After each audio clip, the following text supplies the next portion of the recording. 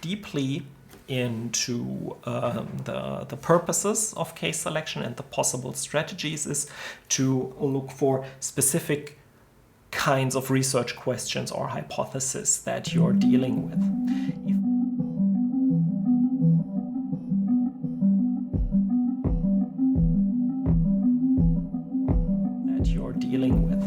If we are mainly interested in conceptual exploration, in finding useful ways of thinking about a phenomenon, we may ask questions like, how are laws about homicide structured? We ask questions like, along which dimensions do homicide laws in different countries differ, and what meaningfully different types of homicide laws can be distinguished. Right? If we have such questions, it's very likely that you pick a diverse case strategy, or if you have a special interest in the contrast, extreme case selection strategies. In other cases,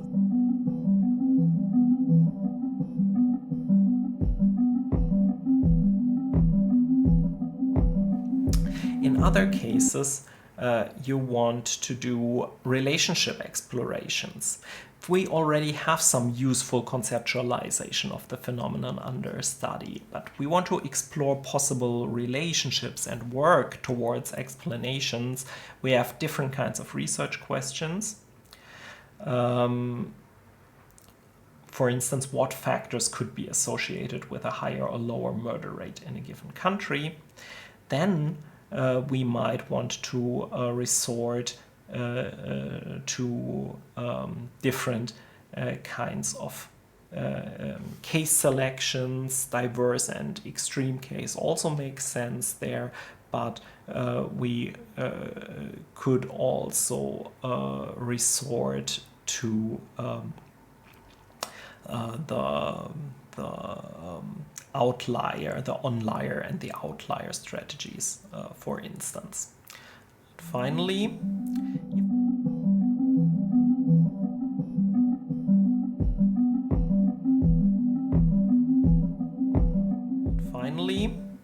if we really want to provide a rigid test of a hypothesis, if we have some clue what causes a high murder rate and want to test that specific relationship, then we need a study that can falsify that hypothesis, that is powerful on falsification towards this relationship. So we could ask a closed-ended research questions like, is the strictness of criminal law in a country associated with the murder rate in that country, or directed or undirected hypotheses? There is an association between the strictness of criminal law in a country and the murder rate in that country. There it's unclear whether it will be higher or lower depending on the strictness of the criminal law, but the directed hypothesis takes a stance and says a strict criminal law in a country is associated with lower murder rate in that country. And if that is the case, then the strength play out of strategies like the most similar case design and the typical case design, the deviant case design, and if we have these very influential cases, also probing influential cases as a case study that can suggest, is that probably also an exceptional explanation in that case that doesn't tell us so much about the general relationship.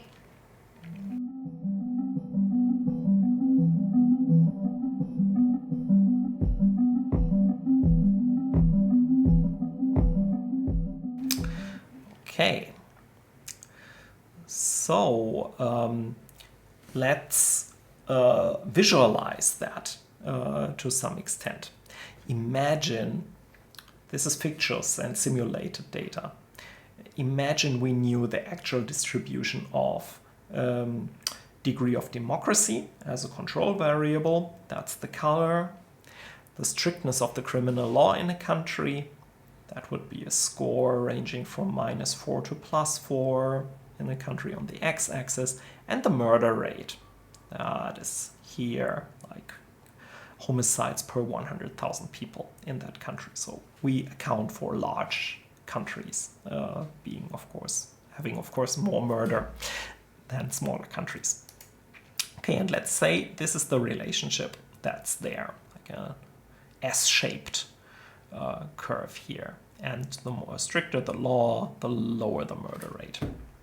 Say it's like this.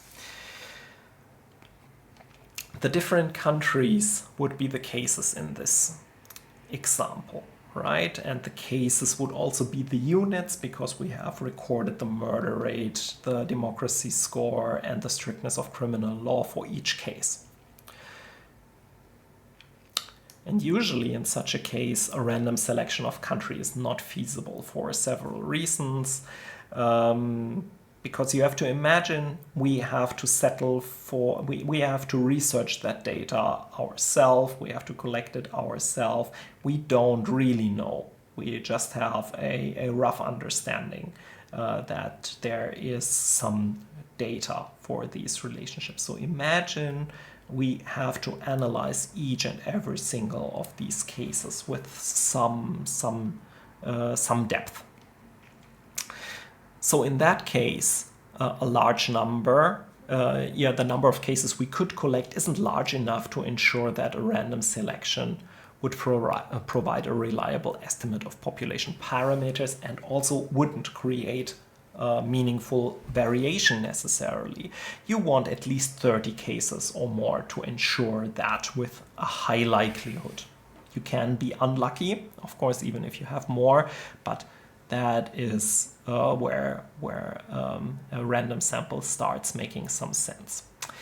Because case studies require just so much in-depth knowledge of each individual case, random selections usually don't maximize your knowledge potential. You can get more information out of each individual case by specifically designing and picking individual cases for the role that they are playing.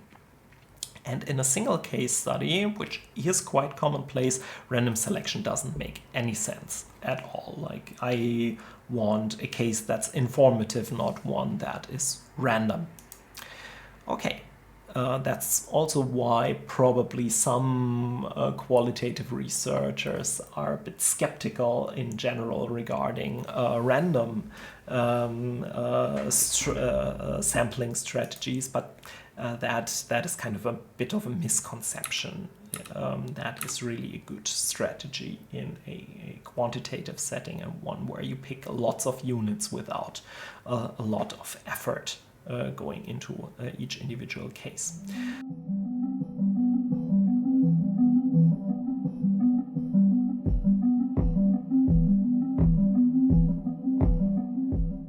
So let's look at these different case selection strategies and how they would look. So let's say this is the relationship again that we see between murder rate, strictness of criminal law, and democracy score.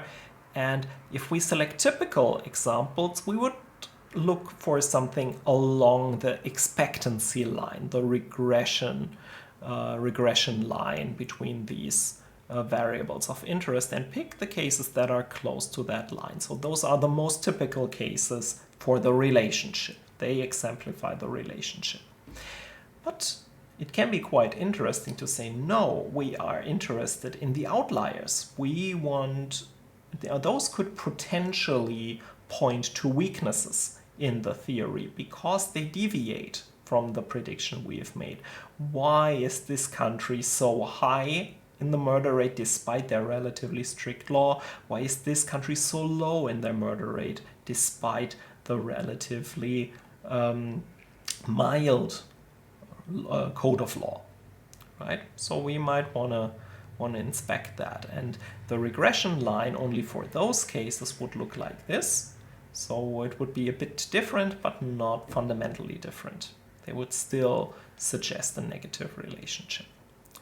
And we can look at influential cases, those cases that are most responsible for the shape of the line as we see it here. If we only analyze those cases, we have a much weaker negative relationship. So these cases that are responsible for this line kind of skew the line upward. And is that because they function according to a different logic? That is what influential case analysis could tell us.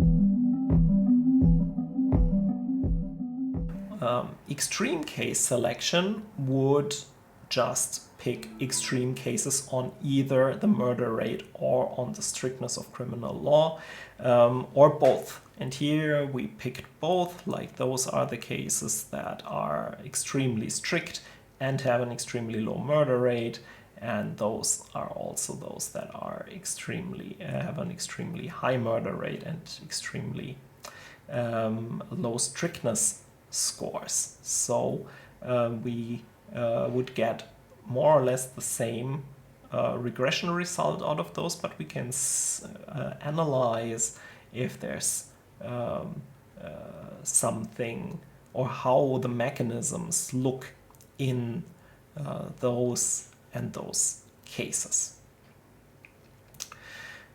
A diverse case strategy would be quite different. There we would pick cases along the entire x-axis and the entire y-axis to just see examples of all configurations on the independent variable and the dependent variable.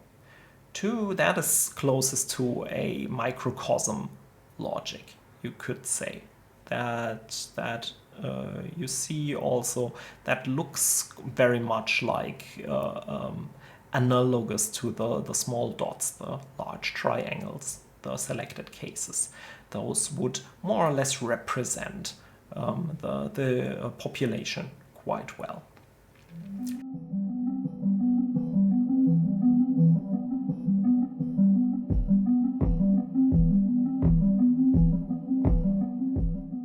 And then we have the two matching strategies. The matching is indicated by these numbers. So the cases 1 and 1 would belong together. Those would be two matched cases because they have the same democracy score, more or less. Or case number 8 and case number 8 here would be roughly the same.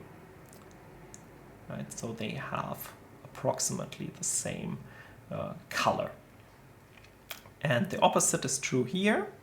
There we match cases that are very different. So see case number 2 here is very different in color. So they are relatively different in terms of their democracy score. And we would analyze them side by side as statistical twins, so to say, and see what happens to the relationship if we have such opposite cases. Do they still speak in favor of the relationship or against it?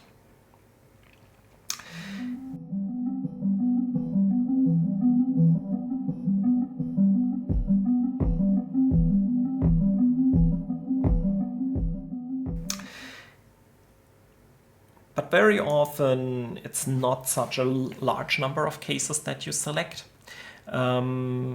So it might be helpful to look for two case selection examples. A typical case selection would be, going back to the school shooting example we had previously, say we take two typical cases of school shootings, countries that match the prediction that lax gun laws align with many mass shootings. There we would pick the US, lax gun laws and high gun violence according to our research, and the Netherlands, strict gun laws and low gun violence. But we could also look for deviant cases. That means countries that do not match the prediction that lax gun laws align with many mass shootings. We pick Switzerland with lax gun laws but low gun violence, and Venezuela with strict gun laws and high gun violence. So those two don't fit, whereas the US and the Netherlands do fit. We could pick the influential cases that are highly influential on the test result, for example, because they provide extreme values we want to explain. If you take this influentiality less literally, you could also think which are in the public spotlight very important cases. For instance, the US would probably be the most discussed case when it comes to lax gun laws and how it relates to high gun violence. If we want a diverse case study, we would need and focus on the dependent variable only, then we would pick one country with high gun violence, one with medium gun violence, and one with low gun violence.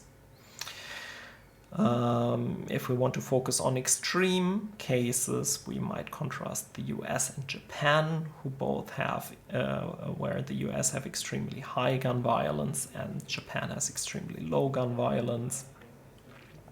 We could try to match cases that are similar across a wide range of other potential independent variables.